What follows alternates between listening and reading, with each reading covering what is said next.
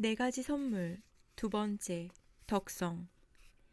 덕성은 하나님을 사랑하고 이웃을 사랑하라는 하나님의 말씀을 실천하는 삶이다. 하나님이 우리에게 응답을 주시고 기적을 베푸신 이유는 개인의 행복과 영광만을 위해서가 아니다. 하나님이 주신 네 가지 선물의 목적이 하나님의 영광을 나타내는 삶이듯 덕성의 목적은 주님의 선하심을 나타내는 삶이다. 이같이 너의 빛이 사람 앞에 비치게 하여 그들로 너의 착한 행실을 보고 하늘에 계신 너희 아버지께 영광을 돌리게 하라. 마태복음 5장 16절. 마태복음 5장 16절은 우리가 사람들 앞에서 주님께 영광 돌리는 방법을 우리의 착한 행실로 표현한다. 우리의 착한 행실은 사람 앞에 빛이 되고 하나님께는 영광이 된다. 네 가지 선물이 말하는 덕성은 착한 그리스도인에서 멈추지 않는다. 한 걸음 더 나아가 나를 통해 빛 되신 예수님을 드러내는 것이 덕성의 목적이다. 착하게 사는 것은 타고난 성품과 살아온 환경에 많은 영향을 받는다. 그러나 덕성은 예수님께 영향을 받는다. 타고난 성품이 예수님의 성품으로 채워지고 어두운 환경 속에서도 예수님의 광명으로 채워진 사람이 덕성의 사람이다. 덕성은 각박한 세상에서 예수님의 섬김을 보여주는 창문이다. 모두가 높아지길 바라는 이 땅에서 그리스도인의 낮아짐은 상한 자를 위해 십자가에서 자신을 낮추신 예수님을 보여준다. 선한 이웃을 찾지 말고 선한 이웃이 되어라. 예수께서 대답하여 이르시되 어떤 사람이 예루살렘에서 여리고로 내려가다가 강도를 만나매 강도들이 그 옷을 벗기고 때려 거의 죽은 것을 버리고 갔더라. 마침 한 제사장이 그 길로 내려가다가 그를 보고 피하여 지나가고 또 이와 같이 한 레위인도 그곳에 이르러 그를 보고 피하여 지나가되 어떤 사마리아 사람은 여행하는 중 거기 이르러 그를 보고 불쌍히 여겨 가까이 가서 기름과 포도주를 그 상처에 붓고 싸매고 자기 짐승에 태워 주막으로 데리고 가서 돌보아 주니라. 그 이튿날 그가 주막 주인에게 데나리온 둘을 내어주며 이르되 이 사람을 돌보아 주라. 비용이 더 들면 내가 돌아올 때에 갚으리라 하였으니 내 생각에는 이 세 사람 중에 누가 강도 만난 자의 이웃이 되겠느냐. 이르되 자비를 베푼 자니이다. 예수께서 이르시되 가서 너도 이와 같이 하라 하시니라. 누가복음 10장 30절에서 37절 말씀. 한 율법 교사가 예수님을 찾아와 누가 내 이웃입니까? 라고 물었다. 그의 물음에 예수님은 선한 사마리아인의 비유를 말씀하시며 내가 이웃이 되어라 라고 말씀하셨다. 덕성을 이루는 삶에서 이웃의 상태와 반응은 중요하지 않다. 중요한 것은 나의 상태와 반응이다. 내 안에 예수님의 성품과 선하심이 있어야 한다. 이웃의 반응보다 중요한 것은 그를 향한 나의 반응이다. 사람에게 반응하지 말고 예수님께 반응하자. 끊임없이 예수님의 사랑에 반응해야만 선한 이웃이 될 수 있다. 이웃의 상태를 고민하며 섬기길 주저하는 내게 예수님은 너는 사마리아인과 같이 자비를 베푼 선한 이웃이 되라라고 말씀하신다. 선한 이웃을 찾는 사람이 아니라 오늘 누군가에게 선한 이웃이 되어 주어라. 주님은 가서 너도 이와 같이 하라라고 말씀하시며 덕성을 통해 믿음을 보이라고 요구하신다. 은혜로 받은 복음을 삶으로 증거하라고 말씀하신다. 고인물이 되지 않고 흐르는 강이 되라 말씀하신다. 선한 사마리아인의 비유의 핵심은 이웃의 어떠함이 아니다. 예수님은 우리의 상태와 상관없이 우리를 섬기셨다. 예수님은 우리의 상태를 보고 우리를 차별하지 않으셨다. 주님은 우리가 아직 죄인 되었을 때부터 우리를 향한 사랑과 섬김을 보여주셨다. 우리가 아직 죄인 되었을 때에 그리스도께서 우리를 위하여 죽으심으로 하나님께서 우리에 대한 자기의 사랑을 확증하셨느니라. 로마서 5장 8절. 예수님은 착한 사람과 악한 사람의 발을 동일하게 씻어주셨다. 원수와 친구에게 차별 없이 주님의 살과 피를 나눠주셨다. 예수님은 우리도 주님처럼 살기 원하신다. 덕성의 두 가지 원리. 우리는 선한 사마리아인의 비유를 통하여 덕성의 두 가지 원리를 발견할 수 있다. 첫째, 덕성의 사람은 섬김과 나눔을 지속적으로 실천하는 사람이다. 말씀에 등장하는 사마리아인은 어려움에 처한 사람을 위해 내가 소유한 기름, 포도주, 짐승, 2데나리온과 시간 등을 기꺼이 사용하였다. 가까이 가서 기름과 포도주를 그 상처에 붓고 싸매고 자기 짐승에 태워 주막으로 데리고 가서 돌보아 주니라. 누가복음 10장 34절. 기름과 포도주는 아프고 상한 사람을 치유하기 위한 삶의 헌신이었다. 짐승에 태워 주막으로 데리고 가는 것은 이웃과 동행하며 쓰는 시간의 섬김이었다. 그 이튿날 그가 주막 주인에게 데나리온 2를 내어주며 이르되 이 사람을 돌보아 주라. 비용이 더 들면 내가 돌아올 때에 갚으리라 하였으니. 누가복음 10장 35절. 상한 자를 위해 2데나리온을 사용하는 장면은 이웃을 위한 재정의 섬김이다. 또한 마지막으로 다시 돌아온다는 약속은 상한 자와 친구가 되어주는 관계적 섬김이다. 예수님은 강도 만난 사람이 완치될 때까지 지속적인 도움을 준 사마리아인의 덕성을 강조하신다. 덕성은 한 번으로 끝내는 섬김이 아니다. 이웃이 회복될 때까지 계속 사랑하는 것이 4가지 선물이 말하는 덕성의 삶이다. 예수님은 어려움과 불행에 놓여 있는 사람을 긍휼히 여기는 마음에서 멈추지 않고 내 것을 깨뜨려 희생과 나눔을 행하는 사람을 선한 이웃이라 말씀하신다. 둘째, 선한 이웃은 자신의 상황보다 이웃의 처지를 먼저 생각하고 돕는 사람이다. 덕성은 상황, 즉 보이는 것들을 기준으로 삼아 행동하는 것이 아니다.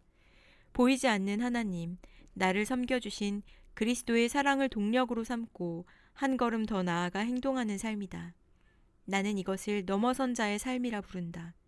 자신을 넘어서서 감정을 넘어서고 환경을 넘어서 타인을 섬기는 사람, 주님께 받은 은혜의 선물을 이웃에게 나눠주는 사람이 되어야 한다. 예수께서 이르시되 가서 너도 이와 같이 하라 하시니라. 누가복음 10장 37절 하반절. 예수님은 모두를 사랑하셨다. 예수님을 박해했던 자도, 예수님을 미워했던 자도, 예수님을 사랑했던 자도 사랑하셨다. 예수님은 우리에게 너도 이와 같이 하라 라고 말씀하신다. 원수도 사랑하는 예수님의 사랑을 닮아 이웃을 섬기라고 말씀하신다. 덕성을 통해 예수 그리스도의 삶을 보여주라고 권면하신다. 예수님처럼 섬기며 살겠다고 다짐해도 나를 아프게 만드는 사람을 만나면 넘어질 수 있다. 끝까지 사랑하고 섬겨라. 죽기까지 사랑하면 죽을 사람들이 나를 통해 살게 된다. 왼뺨도 돌려대라. 또 눈은 눈으로 이는 이로 갚으라 하였다는 것을 너희가 들었으나 나는 너희에게 이르노니 악한 자를 대적하지 말라. 누구든지 내 오른편 뺨을 치거든 왼편도 돌려대며 또 너를 고발하여 속옷을 가지고자 하는 자에게 겉옷까지도 가지게 하며 또 누구든지 너로 억지로 오리를 가게 하거든 그 사람과 심리를 동행하고 내게 구하는 자에게 주며 내게 꾸고자 하는 자에게 거절하지 말라. 또 내 이웃을 사랑하고 내 원수를 미워하라 하였다는 것을 너희가 들었으나 나는 너희에게 이르노니 너희 원수를 사랑하며 너희를 박해하는 자를 위하여 기도하라. 마태복음 5장 38절에서 44절. 성경은 마태복음 5장 38절에서 44절 말씀을 통해 참된 덕성의 삶을 우리에게 알려준다. 주님은 오른뺨을 맞아도 참으라고 말한다. 내 오른뺨을 쳤다는 뜻은 상대가 왼손잡이가 아닌 이상 오른손의 등으로 뺨을 때렸다는 뜻이다. 당시 문화에서 손등으로 뺨을 때린다는 것은 상대방을 하찮게 여기는 행동이었다. 수치심에 몸을 떠는 내게 예수님은 왼뺨도 돌려대라고 말씀하신다. 내게 수치를 넘어선 자의 삶을 살라고 말씀하신다. 나를 하찮게 여기는 상대의 행동에 휘둘리지 말고 중심을 원수에게 두지 말고 나를 귀히 여기시는 아버지의 사랑을 보라고 말씀하신다. 사람과 사람 사이에서 어려움을 당할 때 원인을 분석하는데 너무 많은 시간을 보내지 말자. 마음이 어려울수록 사람을 보지 말고 하나님만 바라보자. 나를 괴롭히거나 어려운 상황에 빠뜨리는 사람이 있을 수 있다. 그럴 땐 나를 때리는 사람에게 반응하지 말고 나를 위해 채찍에 맞으신 예수님께 반응하자. 넘어선 자의 삶을 살아라. 내 아픔을 넘어서라. 상대방의 악함도 넘어서라. 나의 섬김을 통해 나를 지키시고 원수의 마음을 돌이키실 하늘 아버지의 일하심을 구하며 덕을 베푸는 삶을 살아라. 예수님은 마태복음 5장 40절에서 너를 고발하여 속옷을 가지고자 하는 자에게 겉옷까지도 가지게 하며 라고 말씀하신다. 율법은 남의 속옷을 빼앗지 말라고 명령한다. 그러나 주님은 율법을 어기는 악인에게 나의 겉옷까지 내어주라고 말씀하신다. 덕성의 대상은 내게 잘해주는 사람이 아니다. 내가 잘해주고 싶은 사람도 아니다. 나를 치욕스럽게 만드는 사람, 나를 발가벗기는 사람, 나를 험담하는 사람. 바로 그 사람을 섬기라 말씀하신다. 율법을 무시하는 악인을 사랑으로 덮어주라 말씀하신다. 그 삶이 그리스도인의 빛을 사람 앞에 비추는 덕성의 삶이다. 덕성은 십자가의 용서를 보여주는 삶, 수치를 이기신 그리스도의 사랑을 보여주는 산 증인의 삶이다. 수치를 넘어서라, 원수를 넘어서라, 넘어선 자의 삶을 살아라. 마태복음 5장 41절은 너로 억지로 오리를 가게 하거든 그 사람과 심리를 동행하고 라고 말한다. 이는 로마 시대 관행 중 하나와 관련이 있다. 잦은 전쟁으로 이동이 많았던 로마 병사들은 자신들의 짐을 식민지 사람이 대신 짊어지게 만들었다. 군법에 따르면 로마 군인은 노예에게 1마일을 자기 짐을 지고 가도록 지시할 수 있었다. 유대인은 로마 사람들의 짐꾼이 되는 것을 수치스럽게 여겼다. 그런데 예수님은 1마일을 가자고 하면 거기에 1마일을 더해 2마일을 섬기라고 말씀하신다. 한 걸음 더 내딛는 넘어선 자가 되라고 강권하신다. 원수와 한 걸음 더 걷는 것, 그의 짐을 짊어지고 흐르는 땀을 닦으면서 마음으로 죄짓지 않고 덕성으로 섬길 수 있는 이유는 예수님께서 내 짐을 대신 지셨기 때문이다. 내가 그의 짐을 짊어지고 심리를 동행할 때 내게 주신 진리가 그를 자유하게 할 것이다. 이스라엘 백성에게 있어 너희 원수를 사랑하며 너희를 박해하는 자를 위하여 기도하라는 가르침은 모세의 율법을 포함한 어떤 곳에서도 들려진 적이 없는 말씀이었다. 율법에는 내게 잘못한 사람을 위한 긍휼이 존재하지 않았다. 생명에 대한 손해는 생명으로, 눈에 입힌 상처는 눈으로, 이에는 이로 갚아주라 가르쳤다. 그러나 예수님은 눈에는 눈, 이에는 이와 같은 옳고 그름의 원리가 아니라 원수까지도 사랑하는 은총의 원리로 살아가라고 말씀하신다. 예수님은 십자가에서 물과 피를 다 쏟기까지 아낌없이 하나님의 사랑을 보여주셨다. 주님의 사랑을 닮아 원수를 사랑하라. 똑같이 갚아주려 하지 말고 사랑으로 덮어주라. 원수를 사랑할 용기가 없다면 주님께 덕성을 구해라.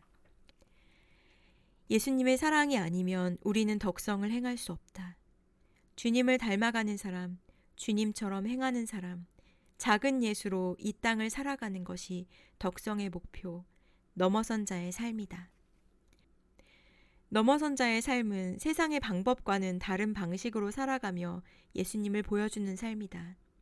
눈물을 흘리지 않고 울며, 싸우지 않고 이기며, 당당하면서도 교만하지 않으며, 겸손하면서도 비굴하지 않고, 실패를 실패시키고, 죽음을 죽이는 믿음을 섬김으로 세상에 보여주는 것이다.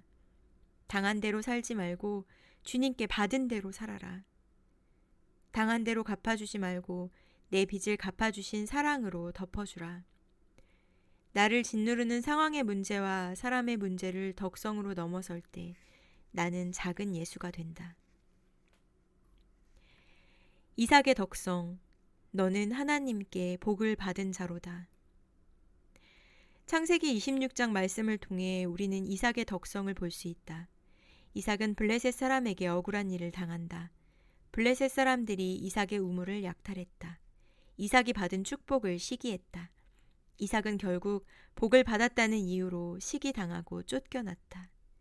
이삭이 살던 시대는 우물이 있는 곳에 마을이 세워졌고 사람이 모여들었다. 우물의 소유권은 곧 권력이자 축복의 상징이었다.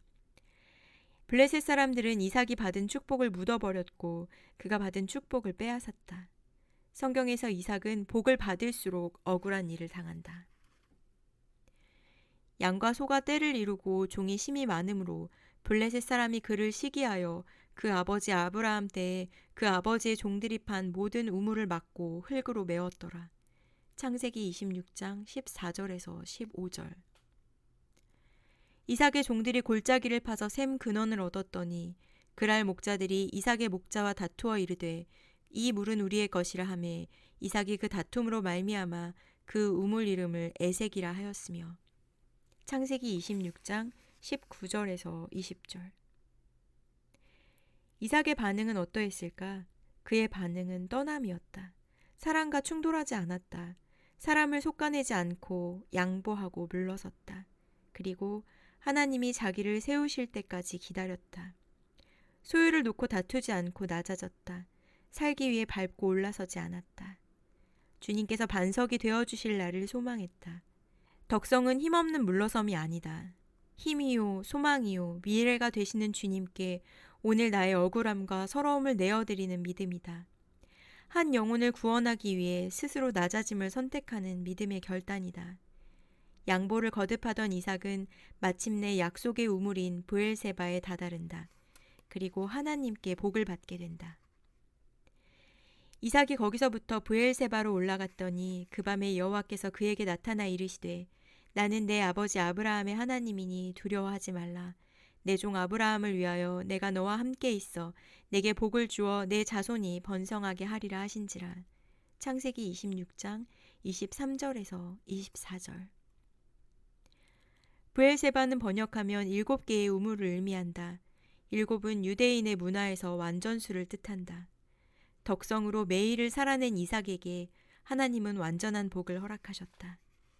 여기서 이삭의 이야기가 끝났다면 나는 굳이 이삭을 덕성의 사람으로 소개하지 않았을 것이다.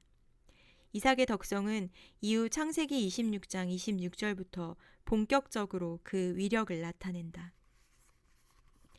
아비멜렉이 그 친구 아우삿과 군대장관 비골과 더불어 그랄에서부터 이삭에게로 온지라. 이삭이 그들에게 이르되 너희가 나를 미워하여 나에게 너희를 떠나게 하였거늘 어찌하여 내게 왔느냐. 그들이 이르되 여호와께서 너와 함께 계심을 우리가 분명히 보았으므로 우리의 사이 곧 우리와 너 사이에 맹세하여 너와 계약을 맺으리라 말하였노라. 너는 우리를 해하지 말라. 이는 우리가 너를 범하지 아니하고 선한 일만 내게 행하여 내가 평안히 가게 하였음이니라. 이제 너는 여호와께 복을 받은 자니라. 창세기 26장 26절에서 29절. 이삭을 핍박하고 시기했던 사람들이 이삭을 찾아온다. 이삭 앞에 선 그들은 이제 너는 여호와께 복을 받는 자니라 라고 말하며 이삭을 인정한다. 그리고 하나님의 이름으로 서로 언약을 맺는다. 그를 지겹게 따라다니며 회방했던 사람들이 이삭 앞에서 하나님을 인정하게 되었다. 우물을 양보했더니 가는 곳마다 샘 근원을 주시는 것을 보며 하나님의 함께하심을 보게 된다. 물러났더니 살 곳을 주시는 하나님의 복주심을 보게 된다.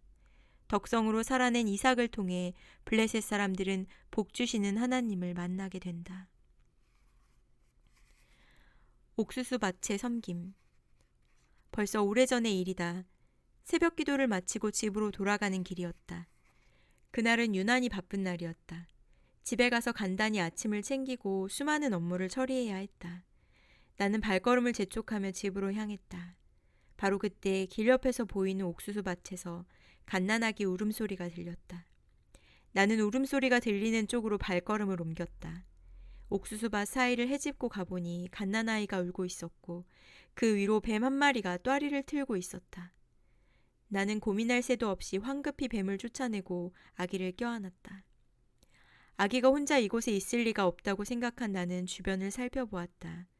조금 떨어진 곳에서 아기 엄마로 보이는 젊은 여인이 옥수수를 따고 있었다.